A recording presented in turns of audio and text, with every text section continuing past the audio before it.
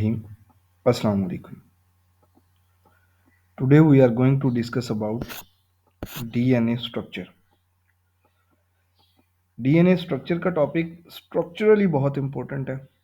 That is why इसके अंदर से बहुत सारी छोटे छोटे एमसीक्यूज लॉन्ग क्वेश्चन के तौर पे भी वॉटसन क्रिक मॉडल को दे दिया जाता है. तो हम इसको डिटेल में पढ़ेंगे.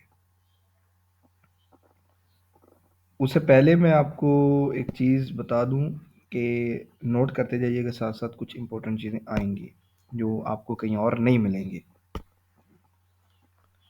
डीएनए स्ट्रक्चर, जिन लोगों का इन पे काम था उनका नाम Maurice Wilkins and Rosalind Franklin performed X-ray diffraction technique used X-ray diffraction technique to determine the DNA structure. ये डिफरेंट ईयर्स में डिफरेंट लोगों ने काम किया. फिर वाटसन और क्रिक ने 1953 के अंदर, कुछ लोगों के मुताबिक 1951 के अंदर और कुछ के मुताबिक 1953 के अंदर वाटसन और क्रिक ने अपना मॉडल दिया, डबल हेलिकल मॉडल. अब वाटसन और क्रिक के मॉडल के पॉइंट क्या थे? Number 1, DNA is a made of 2 strands और 2 chains which are coiled around each other. DNA के 2 स्ट्रैंड्स होते हैं, दोनों एक दूसरे के इर्द गिर्द क्वाइल्ड होते हैं. जैसे ये पड़ा है, ये जी, ठीक है. और दूसरा बिल्कुल इसके ऑपोजिट में हम देख लेते हैं. ये देखें, ये 2 स्ट्रैंड्स हैं, एक दूसरे के इर्द गिर्द क्वाइल्ड हैं. अच्छा, पहला मुद्दा खत्म हो गया. दूसरा, which are coiled around each other in opposite direction. दूसरा पॉइंट ये कि उनकी डायरेक्शन ऑपोजिट होती है. तो यहां देखिएगा, ये 5 एंड से शुरू हो जाता है और ये रेड वाला जहां एंड हो रहा है, देख लीजिएगा क्या है, 3 है. वहां पे 5 to 3 चलता है. और ये ब्लू वाला यहाँ 3 से शुरू हो रहा है और 5 पे एंड हो रहा है. मतलब इसका 5 एंड इसके 3 एंड के पास है और इसका 3 एंड इसके 5 एंड के पास है. ये कुछ इस तरह की अरेंजमेंट है. देखें कि 5 इधर है और 3 इधर है, ठीक है. और दूसरे का कुछ ऐसा है कि 5 इधर है और 3 इधर है. मतलब एक ऊपर को जा रहा है और एक नीचे को आ रहा है. एंटी पैरेलल सिचुएशन है. 180 डिग्री सेंटीग्रेड तो नहीं, डिग्री एंगल वाली है, ठीक है. तो ये बात ज़रा इम्पोर्टेंट है कि वहाँ एंगल कौन सा होता है दोनों स्ट्रैंड के बीच में, और वो एंटी पैरेलल होते हैं, ऑपोजिट डायरेक्शन में मूव करते हैं. बोथ दूसरा point, both strands are anti parallel. मैंने ऑलरेडी बता दिया, 180 डिग्री होता है दोनों के बीच में एंगल. तीसरा पॉइंट, द टू चेन्स से मुराद दोनों स्ट्रैंड्स, दोनों धागे डीएनए के, are held together by hydrogen bonds. अब उनको इकट्ठा देखें ना, 2 धागे हैं, वो इतना दूर दूर हैं ऐसे, तो उनके बीच में ये जो जगह है ये किसी ने तो फिल कर रखी है किसी तरह से. तो ये स्ट्रक्चर ढह नहीं रहा, टूट नहीं रहा, इकट्ठा जुड़ा हुआ है. कौन है ये दोनों धागे? ऐसे इकट्ठे भी तो हो सकते हैं ना, ऐसे ऐसे करीब करीब आ भी सकते हैं ना. तो ये क्यों नहीं करीब आते? क्योंकि इनके बीच में कुछ है जो इसने इसको इकट्ठा जोड़ रखा है, कोलैप्स नहीं होने दे रहा, टूटने नहीं दे रहा. वो कौन सी चीज़ है? वो है जी हाइड्रोजन बॉन्ड, वो है हाइड्रोजन बॉन्ड. ये है जी इंपॉर्टेंट बात, ठीक है. ये hydrogen bond in DNA double helix, the backbone of helix is made of sugar phosphate bond. ये है जी एमसीक्यूज,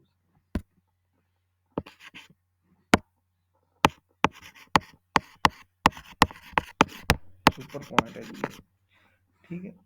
कि उसका जो बैकबोन है डीएनए डबल हेलिक्स का, वो किससे मिलकर बनता है? शुगर और फॉस्फेट से. जबकि नाइट्रोजनस बेसेस अंदर होती हैं. दोबारा याद कर ले, न्यूक्लियोटाइड में जो 3 चीज़ें होती हैं वो कौन कौन सी होती हैं? यानी डीएनए की एक न्यूक्लियोटाइड में 3 चीज़ें होती हैं. नाइट्रोजनस बेसेस होती हैं, शुगर होती है, फॉस्फेट होता है. अब देखिए 3 चीज़ें हैं, एक नाइट्रोजन की बेसिस है, एक शुगर है और एक फॉस्फेट है। 3 चीज़ें हैं जी डीएनए के टोटल स्ट्रक्चर में। तो ये 2 चीज़ें इन्होंने बैकबोन बनानी है। बैकबोन से मुराद ये देखने के लिए डबल हेलिकल स्ट्रक्चर है ना, ये देखिए। तो ये वाला पार्ट जो है ना, ये जहाँ पे मेरी इस वक्त पेंसिल चल रही है, ये है इसका बैकबोन, यानी ये और ये बैकबोन है। और ये जो है यहाँ पे इस वक्त ये इसका अंटीरियर है, अंदर है।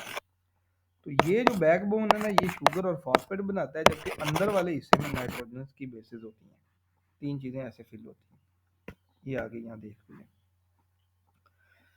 ये है जी, यही स्ट्रक्चर यहाँ ड्रा किया गया है। यानी ये बैकग्राउंड है, इससे मुराद है ये वाला स्पैन, और इससे मुराद है जी, ठीक है, शुगर के अंदर इससे मुराद है ये वाला स्ट्रैंड, ठीक है। तो स्ट्रैंड्स जो है ना, ये देखें, फॉस्फेट ग्रुप, ये शुगर, ये फॉस्फेट ग्रुप, ये शुगर, ये फॉस्फेट ग्रुप, ये शुगर, ऐसे ही ये sugar phosphate group, sugar phosphate group, sugar phosphate group.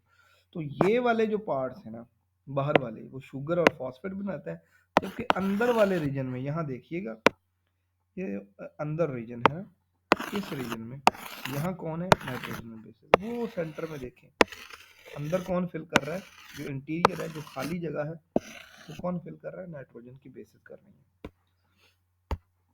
चलें हम वापस चलते हैं अपने स्ट्रक्चर पे। लें जी, 3 मुद्दे हमने क्लियर कर लिए, 1 पॉइंट, 2 पॉइंट, 3 पॉइंट, 4 पॉइंट, चारों पॉइंट इंपॉर्टेंट है। आगे चलते हैं मजीद भी। The adenine will always form bond with the, यानी उसके ऑपोजिट में क्या होगा, थायमीन होगा, और उसके साथ ये 2 दफ़ा डबल बॉन्डिंग करेगी, यानी डबल हाइड्रोजन बॉन्ड होगा, 2 बॉन्ड होंगे। और गवानीन हमेशा साइटोसिन से बॉन्ड करेगी, और गवानीन और साइटोसिन में 3 हाइड्रोजन बॉन्ड होंगे। यानी एडेनिन हमेशा किसके आमने सामने होगी, थायमीन के, और थायमीन एडेनिन के। गवानीन हमेशा साइटोसिन के, साइटोसिन हमेशा गवानीन के सामने होगी डबल हेलिक्स में, वरना डबल हेलिक्स कायम नहीं रह सकता, वरना टूट जाएगा। There are 2 hydrogen bonds between adenine and thymine. इस पेयर में 2 होते हैं, एडेनिन और थायमीन में, गवानीन और साइटोसिन में 3 होते हैं। While the 3 hydrogen bonds between the cytosine, अच्छा यहाँ कुछ लोग कहते हैं कि ये डबल बॉन्ड है, ये ट्रिपल बॉन्ड है। नहीं, इसके लिए टर्म यूज करनी है 2, और इसके लिए 3, ट्रिपल और डबल नहीं, वो तो कोवैलेंट बॉन्ड की टाइप है, हाइड्रोजन बॉन्डिंग में नहीं होती। हाइड्रोजन बॉन्डिंग में बॉन्ड्स की तादाद बताते हैं, क्या, 2 hydrogen bond and 3 hydrogen bond, not double and triple. सही वर्ड जो मैंने यूज किया वही आपने यूज करना है, सही रहोगे, नंबर नहीं कटेंगे फिर। ओके जी। Each turn has the one turn has 10 base pair of nitrogen bases in its. ये एक टर्न जो है ना, ये इसकी बात कर रहा है कि एक टर्न जो होता है ना, इसमें गालबन 10 बेस पेयर होते हैं, 10 नाइट्रोजन बेसिस के पेयर होते हैं। 10 पेयर से मुराद बेटा 20 टोटल नाइट्रोजनस बेसिस होती है, 20 नाइट्रोजनस बेसिस होती हैं, जिस तरह मर्जी कान को पकड़ लें। अच्छा, एक टर्न की जो डायमीटर है, सॉरी, एक टर्न की जो लेंथ है वो 34 एंगस्ट्रम है। ये कितना, 34 एंगस्ट्रम इन मीटर, ठीक है, या 0.34 नैनोमीटर कह लो इसको।